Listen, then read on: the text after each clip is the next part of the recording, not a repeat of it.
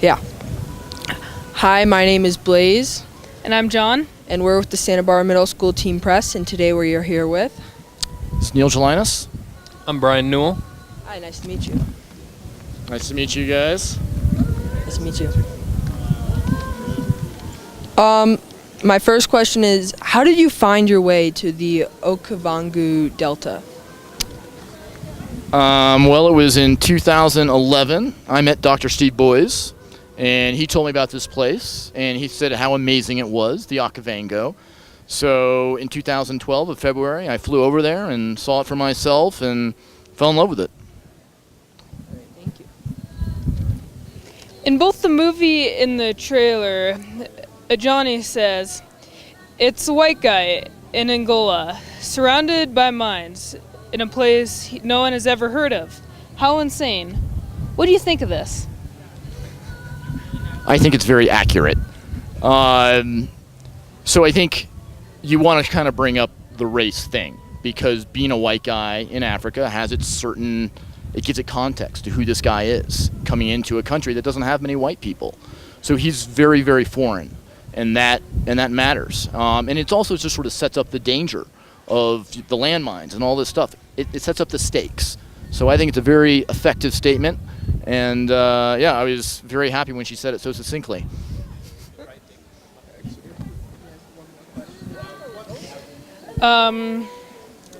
Johnny also said, "The person I was when I started this expedition is completely different from the person I was when I left it. I learned the ghosts of the past stay in the past. The trip changed all of our molecules. It changed how I see everything, including what it means to be Angolan. How do you feel that this trip changed you?" Sorry, Brian. Brian didn't take the trip. It's changed me pretty significantly. I've done a lot of expeditions, but nothing for that period of time. So I think by the end of it, I felt like I could do anything. I felt like I was tougher than anybody. Like, I could do anything. And of course that dies down eventually. But I think it's like Steve sort of goes in after that, how he talks about how everything is connected and everything works. You suddenly see everything in a little bit different way. It just made me very conscious, of nature when I'm around it, in a way that I never had before.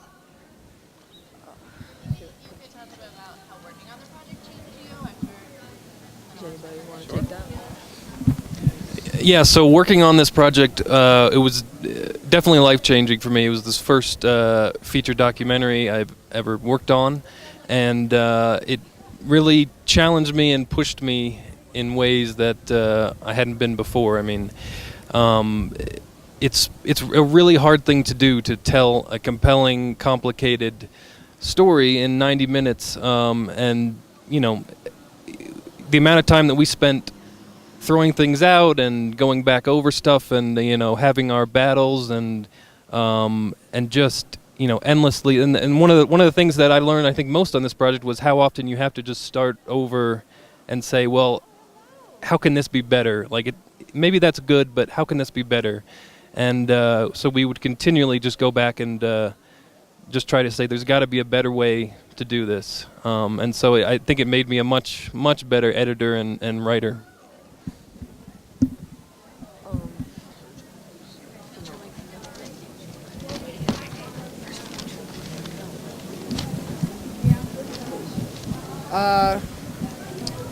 Lastly, congratulations on making your first featured-length film.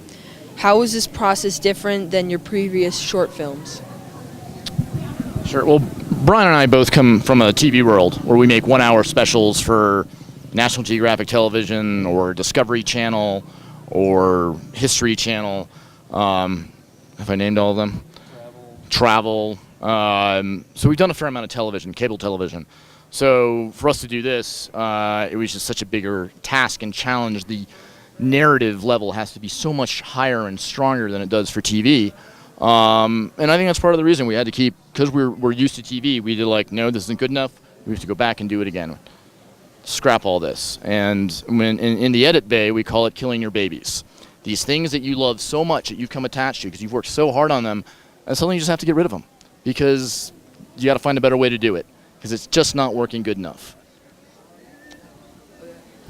So there were multiple canoes that either capsized or sunk during your journey, and you mentioned that you had been shooting with things such as the Phantom drone and Red cameras, both of which are fairly large and not so cheap. How did you keep these things dry and protected throughout the entire journey? Right. And I was wrong. We didn't use the Phantom. We used the Inspire. I should have said that earlier. My bad. So we keep them in Pelicans. And Pelicans are these big, maybe you've seen when you go to an airport, those big cases, and they're watertight. So the problem would be if I'm in the boat filming and then I were to get capsized, then I might lose the camera. My boat never capsized. I just got lucky. But yeah, I just got lucky. And then when I did have equipment in boats that got capsized, they were already secure in these waterproof cases. During the documentary, it was mentioned that you guys ate a lot of rice and beans. How are your feelings on rice and beans now? So, it's a good question. So these aren't the rice and beans you get around here. So you could go to La Cocina down here and you get really good rice and beans. These are terrible rice and beans. And I didn't eat rice and beans for about 6 months afterward. And now I can do it like in a burrito or something like that. But I definitely don't want rice and beans on its own. When you were pulling the canoes through the grassland, did you ever regret how much camera gear you'd taken? Maybe, but I wouldn't let anybody know about it. Because when I was out there, I didn't have an assistant yet, so I was pretty much doing it on my own. And they were carrying a lot of my gear, this team of people. Yeah, I feel pretty bad about it, but at the same time, if we don't get a film out of this, then it's only going to do so much. You know, data only goes so far in terms of driving that conservation narrative. So you need a story, you need a film. And everybody knew it and they didn't care. They were all, nope, this is what we got to do. This is the mission.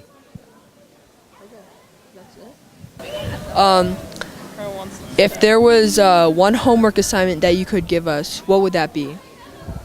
You want to take this?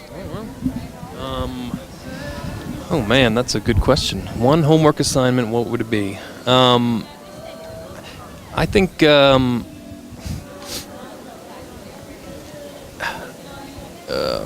I'd say watch a movie with the sound off, and that's a way to sort of really look at film in a different way, and you start to see how it's put together via editing, and it's kind of a fun exercise. Okay, thank you so much. Thanks, guys. Yeah, thank you.